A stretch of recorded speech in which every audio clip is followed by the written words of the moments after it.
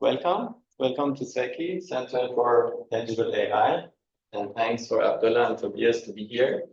I'm Petram Babakhani, and I would like to present my last paper, our last paper, which is called Opinerium, Subjective Question Generation Using LLMs.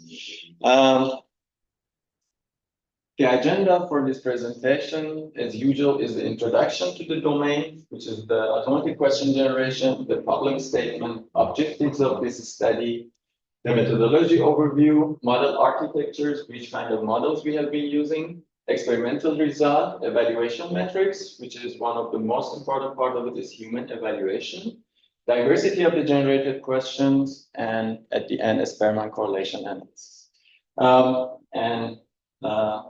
Conclusion, of course.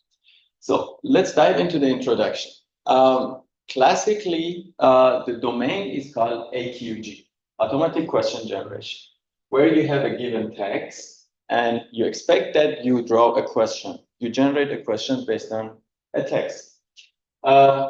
Traditional methods, all of them, they are factual based, which means that you are generating a question based on a text where the answer implicitly or explicitly is in the text. And in the beginning of this study, we divided questions into two types, subjective and objective. Objective means those questions that you can find the answer, and the answer is deterministic. For example, you say, what is the capital of France? Doesn't matter who is answering this question, there is only one answer. But if you ask someone, what do you think about the current state of the global warming? So this is absolutely different. This is subjective. You may neglect, someone may accept. And there are people in this spectrum from neglecting to accepting. So just we divided these two because we didn't want to generate any questions that you can find the answer in the text. So I just give you a short story about Opinerium, because this paper is based on a cooperation of TU Berlin, our lab Delabor, and a partner, a medium-sized startup in Berlin, which was called Opinerium. And Opinerium provided this API for 42 publishers in Germany.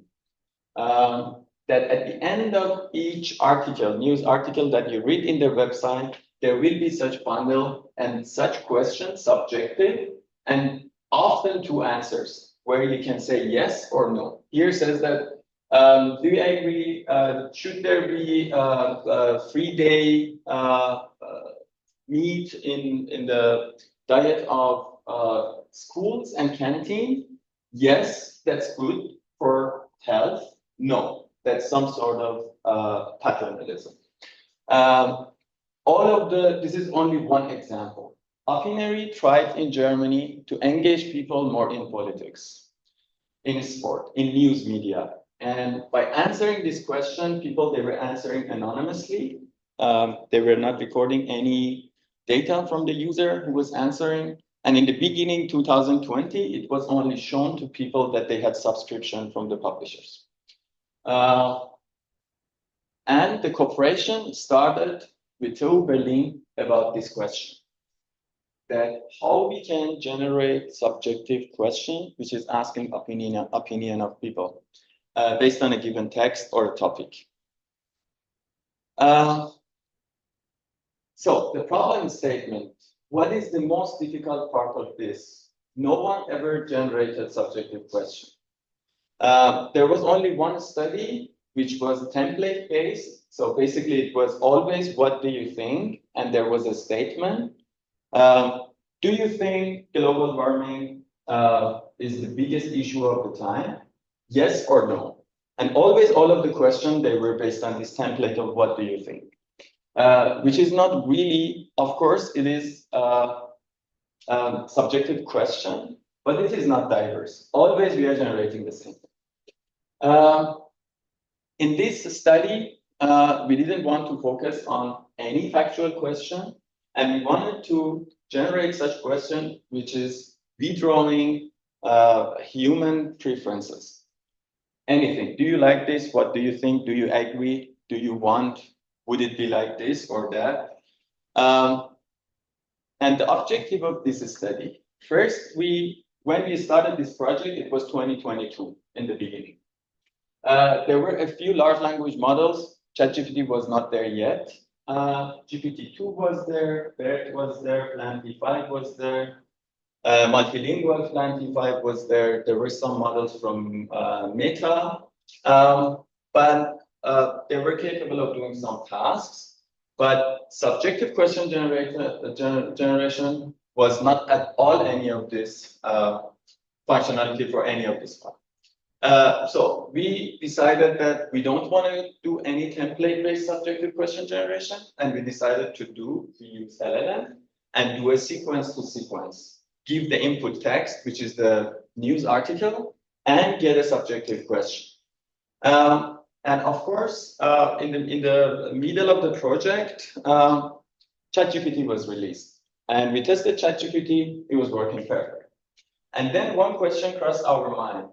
Should we fine-tune? We have a new downstream task, which none of these models, they are capable of doing it, which is subjective generation, question generation. Should we fine-tune very small model to tackle this task, or we can use a significantly large model without fine-tuning and just do a zero shot? So fine-tuning is a trade-off. Is it worth to do it for such new downstream tasks, or it is not worth to do it? It was a question that this study is answering somehow. That fine-tuning later answered this question, how it can be beneficial and where it cannot be beneficial also. And one of the most difficult part of this study was evaluation. There was no metric. Also, if you think of subjective question, what is a good subjective question? How do you say a question is good? Should it be answerable? Should it be well formulated? Should it be only grammatically correct? Should it be on point? Should it ask your personal preferences really? Should it have a boundary? We don't know. And there was no metric. So what we did, we decided to go for the classic metrics in NLP, which it was Blue, Rouge, and Meteor that they were borrowed from translation, and also some semantic similarity. And of course, answerability was something which came later. These two also, they are quite new metrics. And how we thought that we can tackle this. We picked up some very small model. Look at this graph. There are some large language models with a number of the parameters. Already we started with Planty-5 and multilingual Planty-5. We picked up 3 Planty-5 instances, which was a small with around 80 million, base 250 million parameters, and Planty-5 large 770 million. The good thing about Planty-5 was we could fine-tune Planty-5 locally on our infrastructure. Then we were thinking, okay, there should be another architecture which is comparatively in the same size of the models that we are using. Otherwise, it's not fair. If you compare a model of 80 million parameters with a model of 1 billion parameters, you cannot say that you were comparing two models in a fair way, because one is way more capable, one has more parameters, one has is bigger and definitely more capability and more downstream tasks. We decided about GPT-3. GPT-3, we picked up 2 instances, GPT-Ada and GPT-Babbage, which they are comparatively in the same size, slightly bigger than Planty-5. But we thought that, okay, we have 3 Planty-5 instances and 2 GPT-3, and we can make a comparison between these 3. But still, we wanted to answer this fine-tuning benefit. Therefore, we needed a very large model, which was ChatGPT, to compare a fine-tuned model with a significantly large model, which is not fine-tuned. And just, it is, of course, based on the zero shot. If you look at here, our approach is fine-tuning Planty-5, Planty-5 small, base large. And at the same time, we were fine-tuning GPT-3 Ada, Babbage. But for the ChatGPT, just we were doing zero shot. Generate an opinion question based on the given text, and it was giving us a question. And for the evaluation, we were using blue, rouge, meteor, which they are word overlapping metrics, and they are borrowed from translation domain in NLP, but they are sometimes used in question generation. But they are not reflecting anything. That's just based on exact word occurrence of two texts. If you say, for example, the bottle is empty, and another sentence says the bottle is not empty. These two, they are saying totally different thing, but the difference is only a not. If you go with the word overlapping metrics, you get 75, 90% similarity. But it doesn't reflect anything. These two sentences, they are telling absolutely opposite thing. So going for the analyzing two texts based on the keyword is smart, but also is lacking of semantic similarity. That's why we thought, okay, we should use also some pre-trained metrics like BERT and BERT score, which both of them, they are based on BERT embedding. One is based on Roberta BERT score, and BERT is based on only BERT embedding. But again, also semantic is not only enough. We needed more. There are questions that they're good questions, but you can't answer them. You cannot answer such question. And one thing we shouldn't forget, we had only binary questions. So answerability was something that simply you can answer a question with yes and no, or with two statements. And of course, at the end, in most of the NLP papers, you have human evaluation. There are these metrics, but at the end, the thing that which talks the most is the human assessment. So we chose our models to fine-tune, but now we need data. The data came from Opinerium. Opinerium since 2020 to 2022, they were collecting data. And there were a team of 6 people that they were writing every day. They were writing opinion-based questions, which they were uploaded in the website. We picked up the latest 40,000 news article in all domains: politics, health, sports, society, sociology. And on the right plot, you see the keyword that I found. In the entire 40,000 news articles, there are, like, if you look at them closely, you see some trends, really. Corona, COVID, vaccine, war, US election, Christmas, energy, crisis, and this showed really the trend in the news media in the last 2 years. Another thing which we wanted to know, it was that those questions that people, the editorial team, they were writing, how they were starting. You can categorize questions based on the first word. Somehow it tells you something. Is it a binary question? Is it an open question?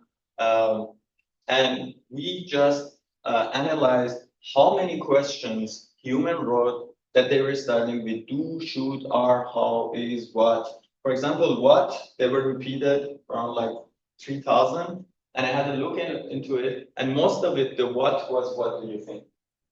And the rest, if you look at them, they can be binary easily. How, are, should, do. We had to, for fine-tuning, we had to unify the size of the text. That's why we picked up only the first 100 words of the news article with the respect to the point, which is end of the sentence. So we just picked maximum 100 words from the input, which is the article. And often that's very common that there is an introduction in the beginning of all news article. So if you pick up the beginning, you have all information somehow. For the fine-tuning, we picked flat P5, and we could fine-tune it on our infrastructure. So we could choose how to fine-tune. We had control over all of the hyperparameters. We could choose the method for fine-tuning. And we chose gradient accumulated gradient, which means you have here, we just attach the question and the input text, which is the article and the question. in accumulated gradient means that you have batches, and inside each batch of gradient, you have batches. So basically, each batch of gradient is batch of batches. You go through all of the instances in your data set in batches. You have a gradient, then you have bigger group of batches, and then you average the cross entropy loss. Then based on the cross entropy loss, you update the weights and biases of the model, and then you repeat this repetitively until the model converges. It worked very good for FLAN-T5, and we had to do the same for GPT-3, but we couldn't do it on our infrastructure. That's why we had to fine-tune GPT-3 on OpenAI servers. It gives you an API that easily you can fine-tune models. And for the GPT-3, again, just we use the zero shot, calling OpenAI API. So our experimental results, we took as much as we could. We took 37,000 samples for training. We took 2,000 for validation, and we took 1,000 for testing. The training environment, I had a Tesla P100 GPU, which was 16 gigabyte. Also, it was something that, one of the reasons that I chose these models, it was something that I could fit into the GPU I had. Otherwise, I couldn't find it. As I said, GPT-3, Ada and Babbage, both of them, they were fine-tuned on OpenAI servers. The batch size was 32 for the evaluation 4, the learning rate, and also gradient accumulation, 64 steps. As you see the loss here, probably it's not very visible. Just what the loss says, as much as the model gets bigger, the loss is lower, which means that the model was training more, which is expected. We expect that, for example, FLAN-T5 base should be better than FLAN-T5 small, large better than base. And you see somehow here, GPT ADA was better than small and base, but in the evaluation, we see that it's not. So cross entropy also is an indicator that your model learned something, but it doesn't say everything about your model at the end. The first metric is blue. We had one text, which was news article, and we had a text, which was a question, both generated by you. And we generated another question. So traditionally in NLP, they do reference-based metrics, which you have a reference text, which is the question, and then you have a reference text and a generated text. Often, they compare the generated text and the reference text, which is the question generated by AI and the question which was composed by human. But I thought this is not enough. Let's compare the generated text and the input text, the news article. Let's see how much these two questions, they share same information or keywords with the input text. So here I just compared the generated versus the reference, which means the generated one and the one that human wrote. Of course, you see blue one, just maybe I should explain quickly. Blue one means one word in both, it was common. Blue 2 means that two continuous words, they were repeated. Blue 3 and 4 the same. So you see, for the one word, it's easy. They were sharing some word with each other. It could be also the first word, what, do, where, when.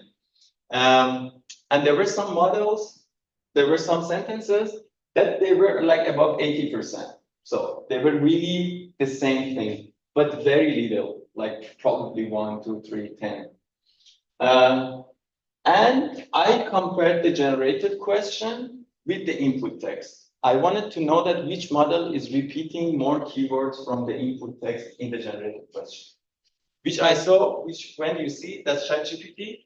And if you use ChatGPT, you see this intention that ChatGPT repeats what you say. You say, generate something based on this text, and ChatGPT repeats this. This is just LLM intention.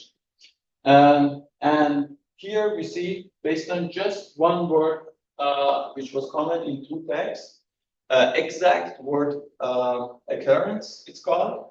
Flantified large is the best, slightly, but they are somehow all of them. And Flantified similar, and GPT ADA and Babbage similar. But here we see that, yeah, it was generating more words from the input text. So blue is based on the precision. The same we have recall. The same thing,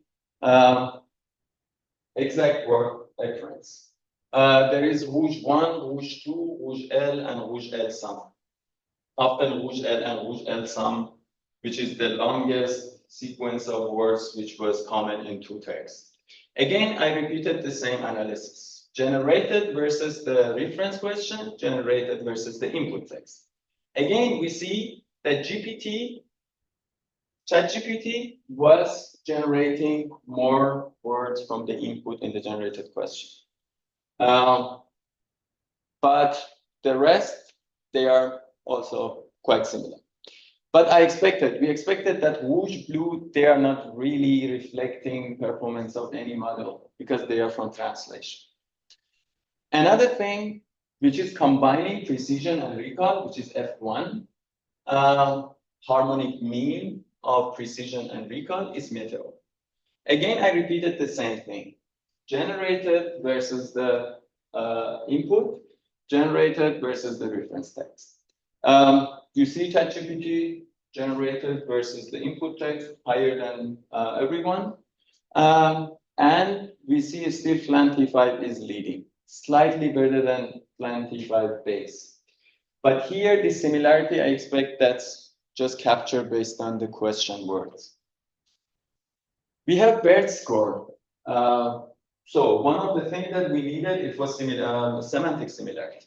Semantic similarity, we chose two methods, LERT and BERT score. BERT score is measuring the similarity based on contextual embedding based on BERT, based on Roberta, actually.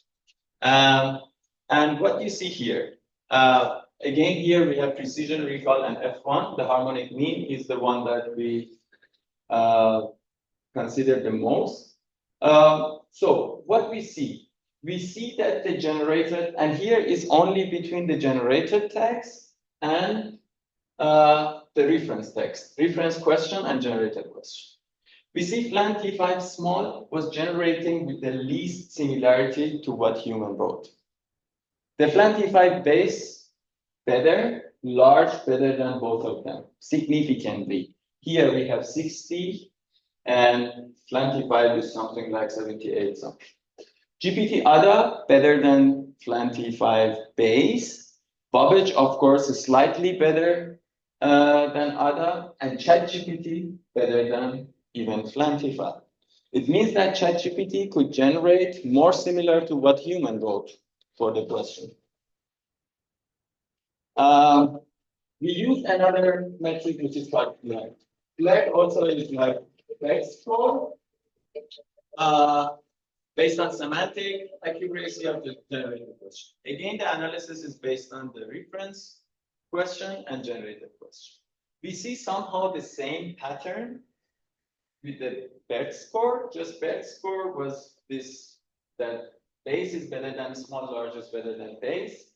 ADA was better than base in BERT score, but here it's not. Babbage also is better than base like before. And ChatGPT still leading. But Flantified large in all of the metrics, if it is not the first, it is the second. After semantic, we thought that, okay, because in our data set, we had all of the questions, binary questions. We just thought that let's give it a try and answer all of the questions once with yes and once with no. QA score, you see that for the yes and no, all the scores are the same. Either we can conclude that the model didn't evaluate anything. it didn't understand yes and no, or the questions, they were generated in a way that yes and no they were fitting. But on the other hand, also it's not differentiating much between like models. For example, we see a significant difference with other metrics, but here we see that plenty 5, not that much difference. And also GPT-3, we don't see much difference, at least Babbage and ChatGPT. And this was something that it was criticized in the paper. This QA score, that's also a pre-trained model. And we decided on the same analysis using different model, which is called RQUGE. This is also based on answerability. We decided to give a yes and no again to the model. What we saw, those questions that human wrote, yes and no suits them the most. You can answer them with yes and no. Flantify is small, not much. And we were looking into the question, generated question.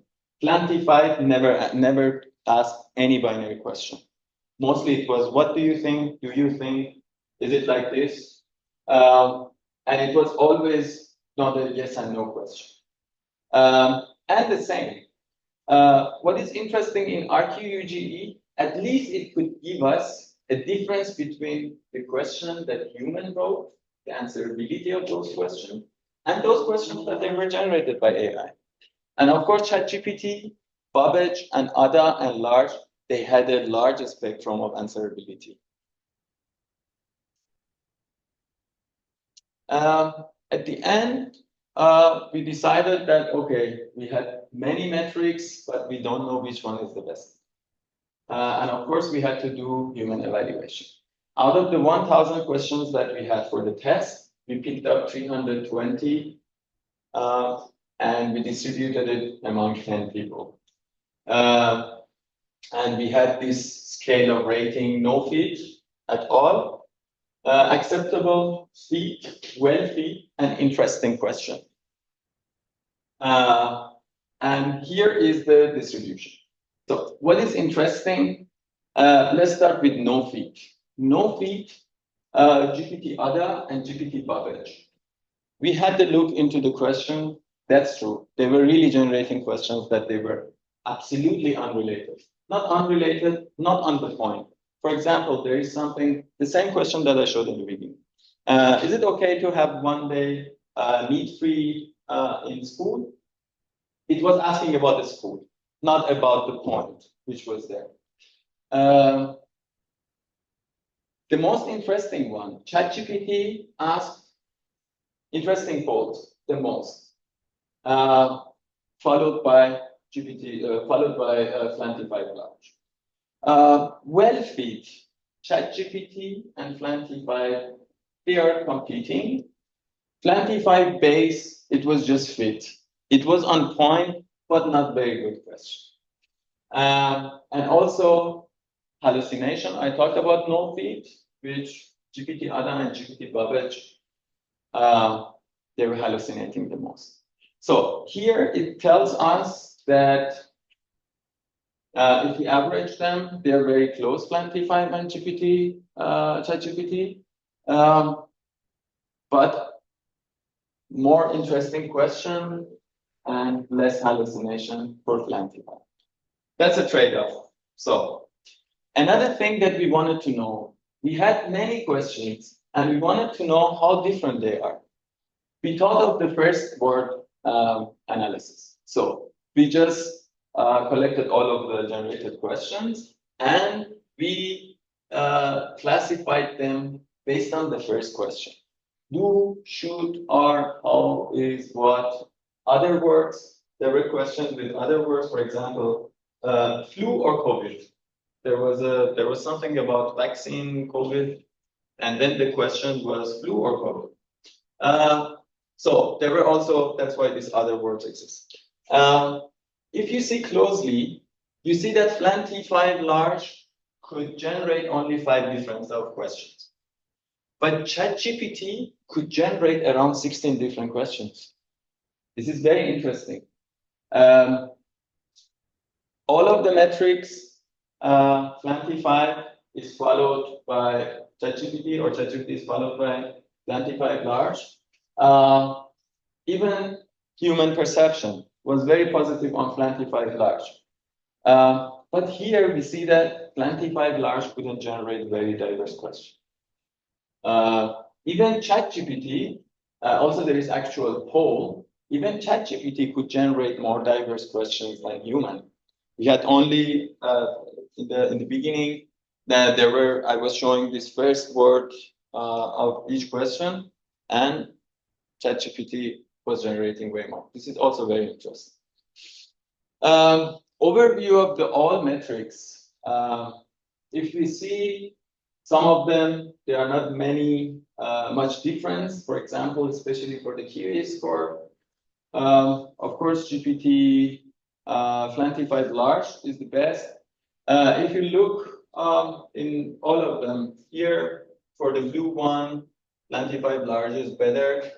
And here for those that we had two analysis of generated versus the reference and generated versus the input text, which was only for Meteor, Rouge, and blue one.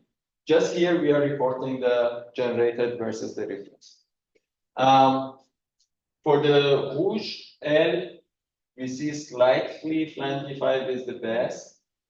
For the Meteor, we see Flantified slightly is the best. For the BERT score and BLERT, which was semantic, we see slightly difference. And for the human score, we see that, yes, Flantified large was slightly better than even ChatGPT. The last analysis we did, not only because we were in a point that there were new downstream tasks, we had fine-tuned models, and we had generated text. We wanted to also criticize some of these metrics. We wanted to see which metric is the closest thing to human evaluation. So we had to do correlation analysis. Correlation analysis means you have two series, and you want to compare these two series, how correlated they are. There are many different ways. There is Kendall correlation, there is Pearson, and there is Spearman. We chose Spearman because that's a non-parametric, and most of these metrics, they didn't have unified range. So some they were between 0 and 1, some they were between 0 and 100, some they were between 0 and 5. So when you have different range and different scale, you have to use a Spearman or Kendall correlation. What this plot tells us. Here you see correlation, pairwise correlation, human with human, human with blue, and that's a symmetric thing because the correlation of A and B is the same with the correlation of B and A. What is interesting? We see all of the word overlapping metrics, blue, rouge, and meteor, which they were based on exact word occurrence, they have very high correlation with each other, which somehow confirms that they are very similar. But this is only correlation. And they showed the least correlation with human. So if you see the first, you see even minus. Minus means that not only they were not correlated with human, they were opposite correlation. Minus correlation means inverse correlation, and positive correlation means positive correlation. So they are on the same track. We see that word overlapping metrics all fail. They have higher correlation with each other, but minus correlation, negative correlation with human evaluation. Those that they have the most correlation, the highest correlation is BLERT. BLERT here is 31, 24, 22. And in this line, you see that in all of them, BLERT was showing truth closer to human. After BLERT, BERT score is fine. also in all of them. If you see best score, if it is not the second, it might be the third. And then QA score, as I mentioned, it's very different. Here is positive, here it shows negative correlation. So it was something that we criticized in the paper, that this answerability metric is not reliable. RQUGE, slightly, it showed consistent correlation with human, not the highest correlation, of course, but it is consistent, at least in the correlation. I would say the first is BLERT, then BERT score, and then RQUGE. At least for this task. I don't know if we do it for another downstream task, what would happen. Conclusion.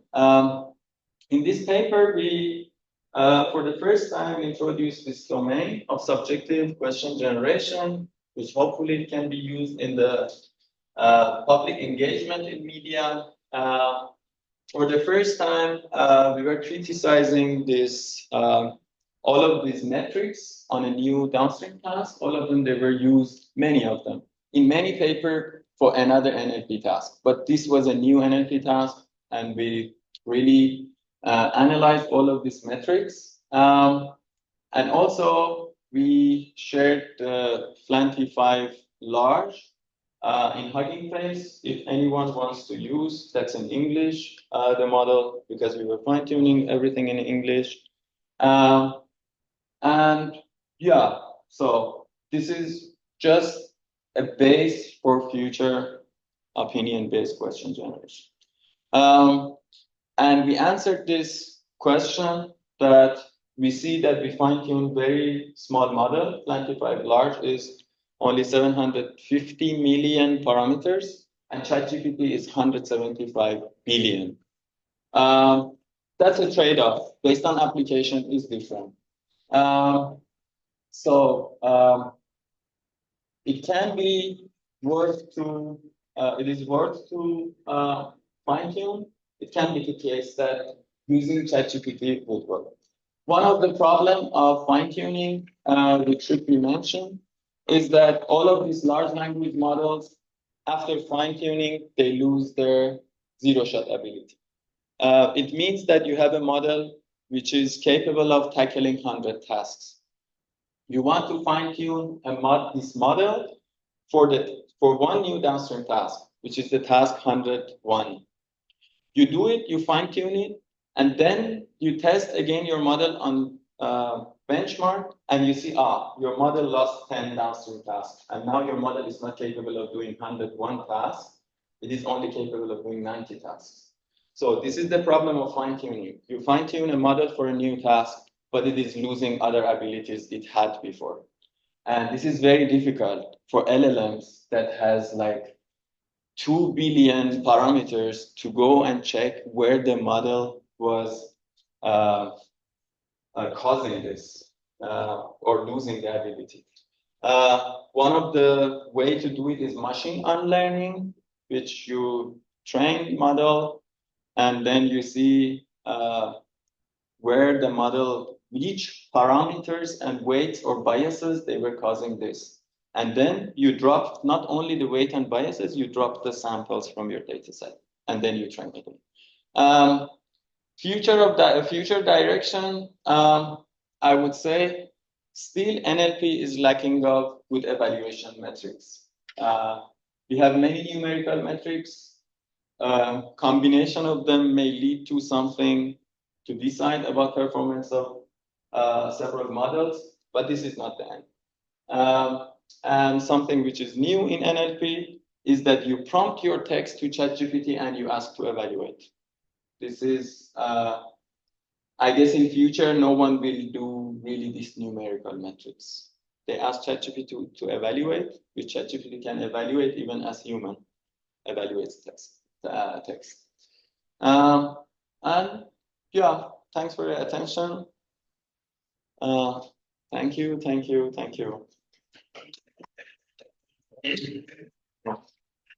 Question? I think very beginning of the presentation, you mentioned that you also had fine-tuned or called OpenAI and then Uh-huh. finding there. Yeah, So did you compare that responses as well as normal ChatGPT's responses? of course, we did all of this, right? We fine-tuned GPT-ADA and GPT-Babbage, and we didn't fine-tune GPT 3.5, which is the ChatGPT. And we were comparing these two GPT-3 models fine-tuned with not fine-tuned ChatGPT. Of course, I guess you cannot fine-tune ChatGPT, but GPT variants, small variants of GPT, you can fine-tune still under, and it takes like very quick. Probably for GPT Babbage took 3 minutes for me for 40,000 samples. But you don't have any control over the fine-tuning. Log, you want to log something, you cannot. You are always bounded to whatever OpenAI API is giving you. Yeah, more questions. That initially you train on your infrastructure. Mm-hmm. So what do you mean? Like you have your own dedicated GPU? Yes. Here we have GPU on our own for the lab, and we have GPU high performance cluster for university. But mostly we do our own GPU.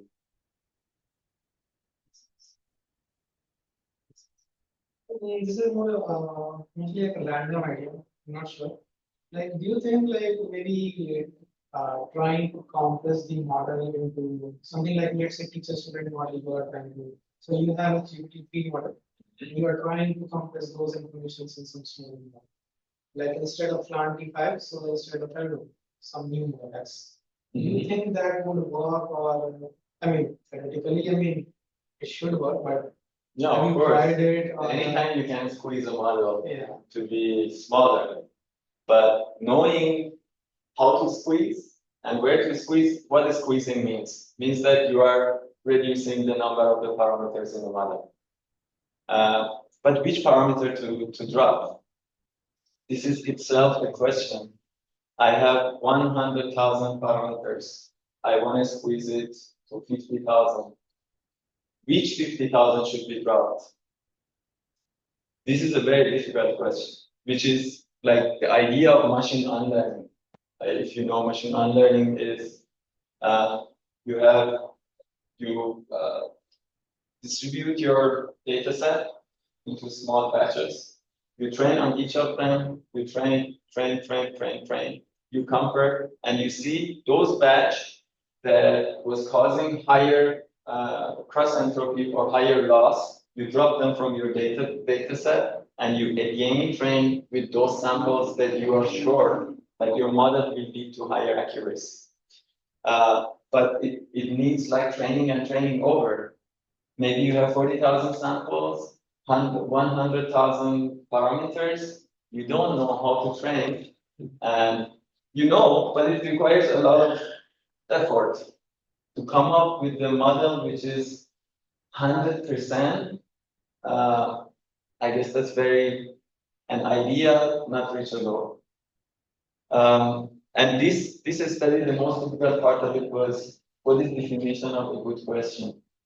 No one knows. I tell you a question, and it was interesting. People that they were voting, they were reviewing questions, they had sometimes absolutely different opinions. I was checking, there were questions that for them it was very interesting, but for some it was just a feed question, great feed question, accepted.